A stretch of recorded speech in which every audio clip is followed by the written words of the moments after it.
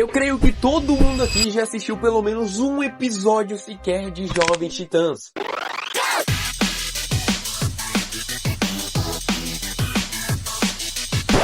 Não, eu não tô falando dessa animação caricata, eu tô falando dos Jovens Titãs originais.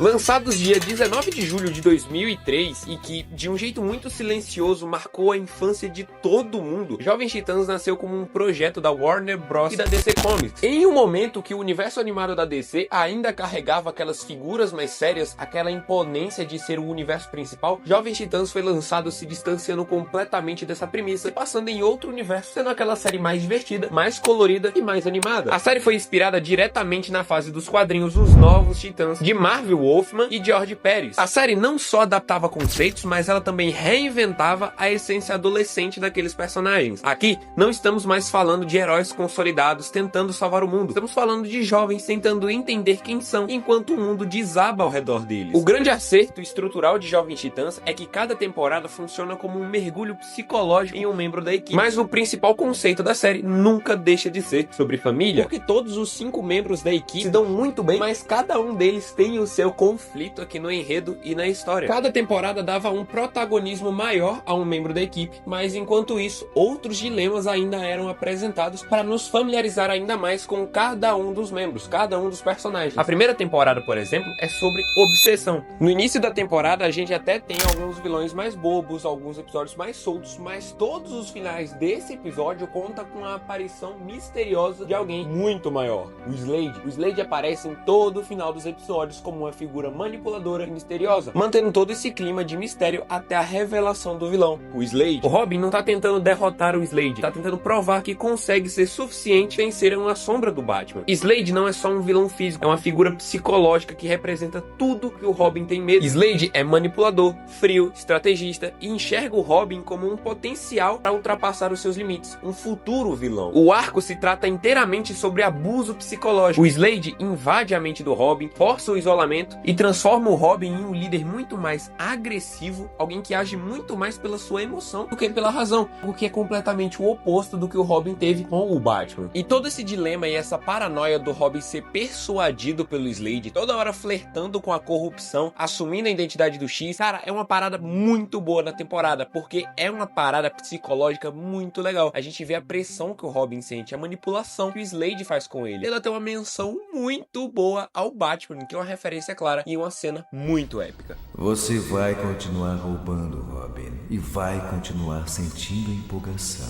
E cedo ou tarde, você vai pensar como eu. Quem sabe, eu posso até me tornar um pai para você.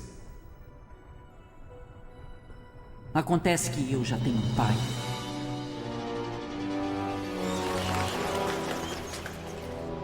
Eu quero fazer uma menção honrosa também ao dublador Ricardo Schnetzer, que faleceu recentemente. E com certeza a voz dele é o que torna o Slade um vilão tão imponente e tão bom. Mas acredite, vai aprender a gostar.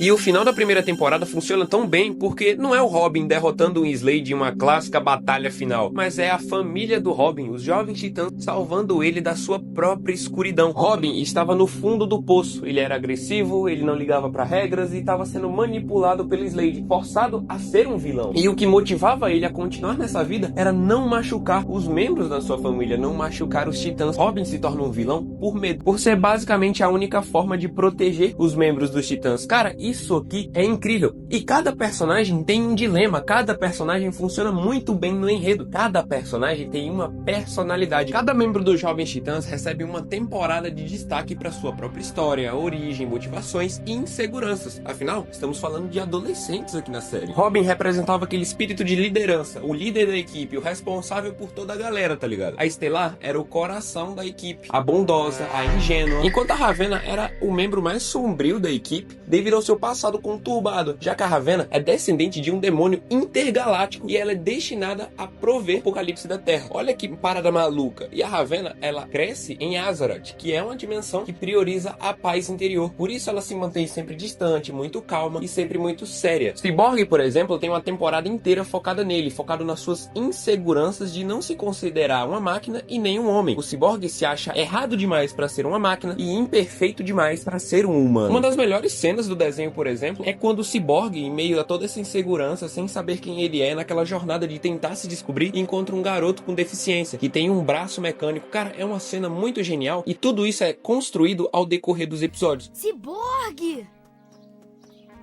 Ô, Cyborg! É você mesmo! Você é meu ídolo! Olha aqui! Você é como eu. Ah, pois é. Eu acho que sou. Ih, legal!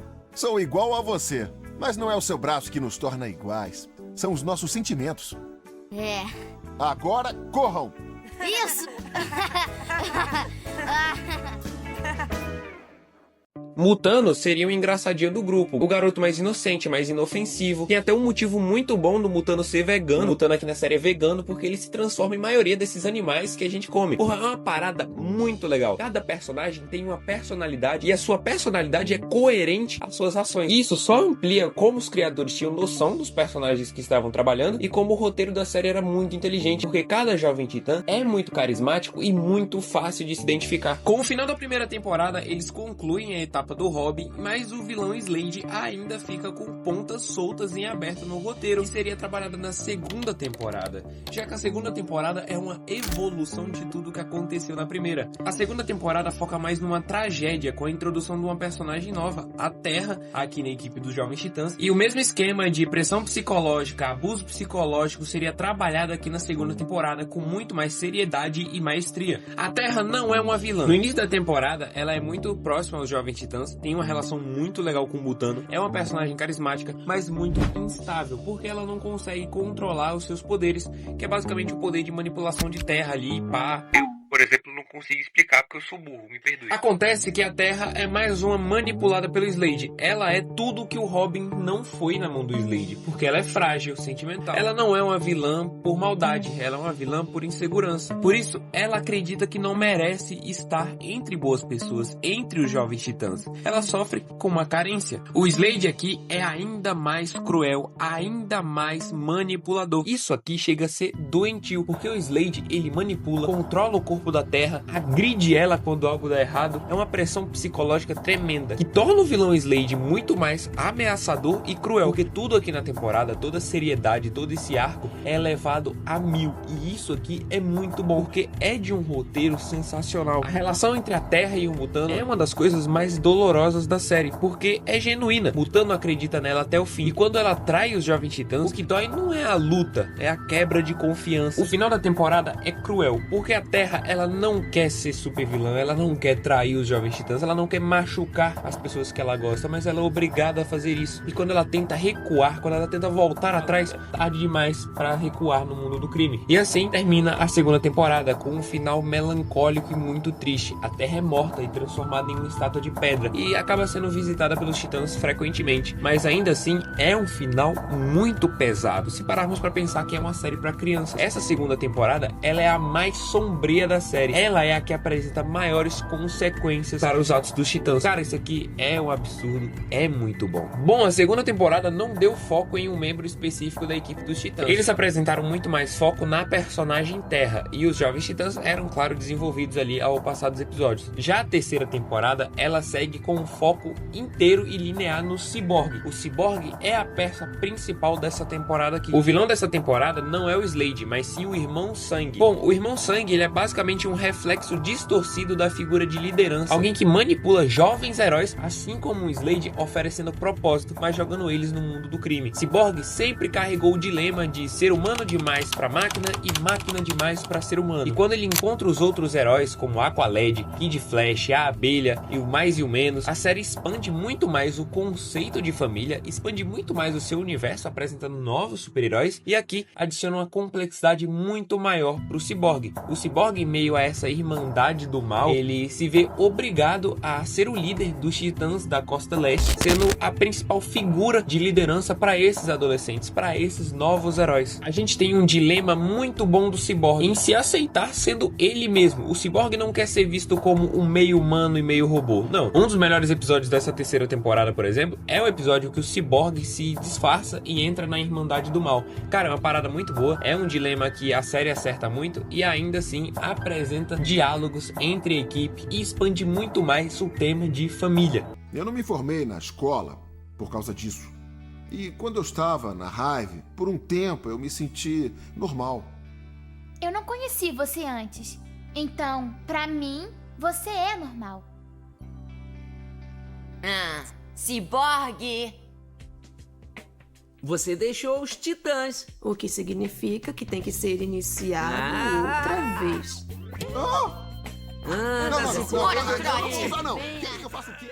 A série, como eu comentei, ela segue muito única porque ela se distancia completamente do universo principal apresentado nas animações, como Liga da Justiça, Super Choque, Batman do Futuro. Jovens Titãs é diferente de tudo aquilo que a gente já viu. E um dos principais motivos para essa diferença é a sua animação. Como eu comentei, a animação foi desenvolvida baseada nas histórias dos Titãs dos anos 80. O que torna ela muito única é o seu padrão de animação, que é dirigido por Derek G. White, que é o mesmo diretor artístico de Ben 10 Omniverse. Isso explica a semelhança muito grande entre essas duas animações. Eu mesmo percebi muito isso porque o último vídeo foi de Ben 10 Omniverse. Quando eu acabei o Omniverse, eu vim assistir essa animação. E é uma semelhança muito boa, porque essa animação tem muitas características semelhantes a animes. Sim, animações orientais. A gente tem aqui expressões exageradas, rostos gigantes. A gente tem um toque de humor muito bom nesse desenho. Porque, na minha memória, Jovens Titãs era uma série muito mais séria. Eu achava que era até por isso que eu gostava mais dos Jovens Titãs clássicos do que dos Jovens Titãs em ação.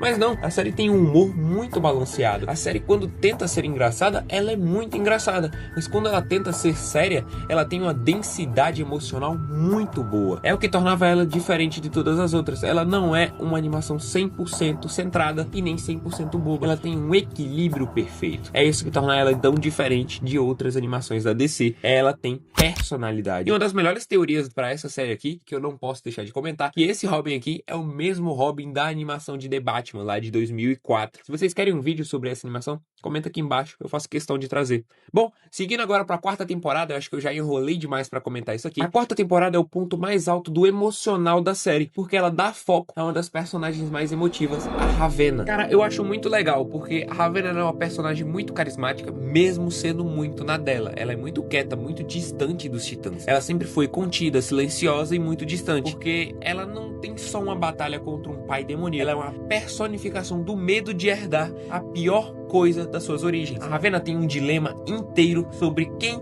ela é. Se ela está destinada a prover o apocalipse da Terra ou se ela está destinada a superar todo esse seu passado demoníaco. Cara, é uma parada muito boa. Ravenna tem medo de machucar quem ela ama, medo de machucar a sua equipe e perder o controle, machucando todos ao seu redor. Ravenna aqui é filha de um demônio intergaláctico, o Trigon, como eu comentei no começo do vídeo, e ela foi criada em Azarat, um lugar que prioriza a paz interior. Então esse é o principal conflito dela, porque ela sempre se mantém contida e quieta, porque os seus poderes vêm das suas emoções. Caso ela tenha uma emoção de ódio, seus poderes ficam muito mais agressivos.